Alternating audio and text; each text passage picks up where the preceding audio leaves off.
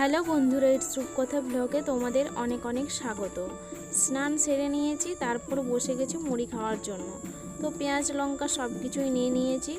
তো আজকেও বাড়ির থেকে পেঁয়াজ তুলে নিয়ে এসেছে, তো আজকের পেঁয়াজগুলো না ছোট ছোট বসেছে। তো যাই হোক, তারপর দুপুরবেলায় খাওয়া দাওয়া করে ঘুমিয়ে পড়েছিলাম। তো ঘুম থেকে উঠে পড়েছি, তারপর চা করাও হয়ে গেছে, তো চাটাও একটু খেয়ে নিলাম। তারপর ছাদে উঠেছি, ছাদে উঠে দেখলাম চারিদিকটা বাতাসও খুব সুন্দর লাগছিল, আর আকাশটা একদম পরিষ্কার, খুব সুন্দর লাগছিল দেখতে। তাই তোমাদের সাথেও একটু শেয়ার করলাম। এরকম প্রকৃতিকে দেখলে না মনটা খুব খুশি হয়ে যায়। দিয়ে ওই যে দেখো মহুলগুলো শুকনো হতে দিয়েছি, তো ওগুলোকে কুড়িয়ে নেব।